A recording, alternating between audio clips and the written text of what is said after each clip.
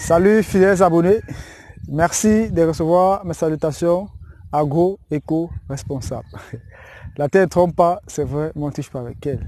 Ravi une fois de plus de vous servir dans cette énième vidéo depuis un verger de mangue au Congo, où dans ces vergers, comme vous pouvez voir un peu de partout, il y a vraiment des plants disposés, c'est propre, ça c'est à apprécier. C'est bien aménagé, c'est ouvert, mais sauf qu'en fait, il y a quelques petits soucis de manquement technique dans le suivi, car vous savez, on parle tous les jours de des 4S et celle des 4B. Alors il faut dire qu'ici au quotidien, la 4S et la 4B sont pour rendez-vous. C'est quoi la conséquence? Alors ici, vous allez remarquer que nous avons un plan d'avocatier sur le site qui se développe. Mais on a l'impression que le plan se développe plutôt très bien. Oui, ça se développe bien. Mais au fond, en fait, il faut dire que le verger en question, c'est un verger d'arbres greffés. Mais sauf que ce qu'on constate en fait sur le site pour la majorité des plants en exploitation, c'est que le porte-greffe s'est développé.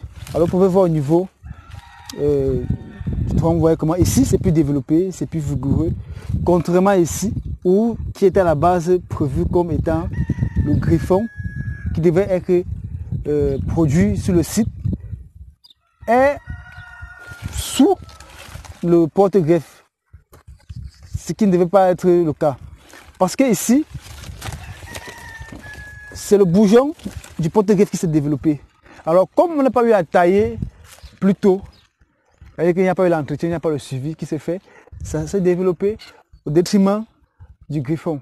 Alors maintenant, une autre conséquence, c'est que le griffon aussi n'a pas été, le point de greffe du griffon, je ne sais pas si le cameraman peut se rapprocher un peu, ou est-ce qu'on n'a pas détaché le point de greffe. Alors comme le point de greffe n'a pas détaché, il y a une sorte d'asphyxie. C'est-à-dire que la sève, les nutriments ne circulent pas très facilement. Ici, il y a une sorte de barrière qui s'est créée.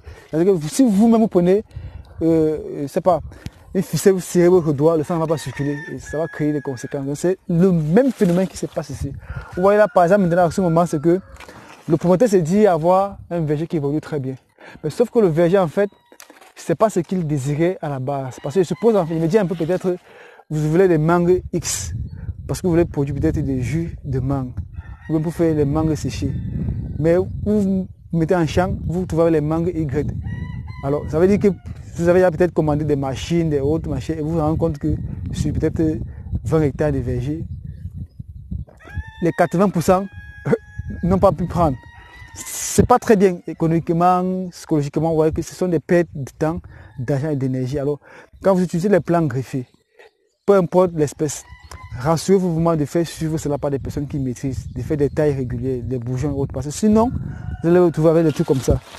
Donc là maintenant, ce qu'il y a lieu de faire, vous voyez dans cette verger-ci, il va falloir faire maintenant une taille. Alors, imaginez peut-être que vous avez mis un truc comme ça, 3 ans après, 4 ans après, vous venez encore pour tailler ça. Alors que si on avait fait l'entretien, c'est le plan greffé, c'est le greffon qui devait être à cette taille-ci, au détriment du porte-greffe. Donc il est important vraiment chez les agripreneurs que lorsque vous vous lancez dans une culture, rassurez-vous de faire le suivi au quotidien. Parce que sinon, on va avoir des trucs comme ça et ce n'est pas bon. Donc, vous voyez que non seulement c'est en termes de produits phytosanitaires, mais en termes d'entretien, il y a des carences, il y a des maladies. Donc, il faut pouvoir faire des traitements ici, là. Donc, ce dont on a partagé avec vous sur le site, après notre visite et diagnostic dans la ferme au niveau du Congo, que vous puissiez aussi apprendre cela et éviter cela dans vos différentes exploitations. Donc, on a pas mal de plants là comme ça, il y en a beaucoup qui ont déjà fleuri, mais sauf que cette floraison parfois aussi n'est pas celle désirée, donc il ne sert à rien de produire et plus tard que ça ne vous soit pas bénéfique. Donc, faites des tailles de gourmands, de bourgeons rapidement. 2, détachez les points de greffe lorsque vous avez mis vos plants de verger, vos plants d'arbres fruitiers en terre, que ce soit pour les agrumes ou pour les arbres fruitiers, c'est très important. Donc, j'espère que cette vidéo, ce conseil donné ici, n'entrera pas des oreilles dessous et que vous saurez mettre cela en pratique dans vos différents vergers et pour que vous puissiez parvenir à une agriculture qui puisse être rentable, stable et durable. Vive l'agriculture africaine, vive l'agroafricanisme. C'était comme ça pour vous, le chantinet agro-africain. Pour vous servir beaucoup de plaisir, beaucoup de bonheur, comme toujours, dans dans la localité de Ludima, au Congo. Disons à très bientôt pour un sujet, pour une vidéo encore plus intéressante. Quant à nous, nous sommes encore sur le site pour davantage de diagnostics et produire davantage de vidéos pour vous éduquer et développer votre agri-attitude. C'était comme ça pour vous le chantier. Bye bye.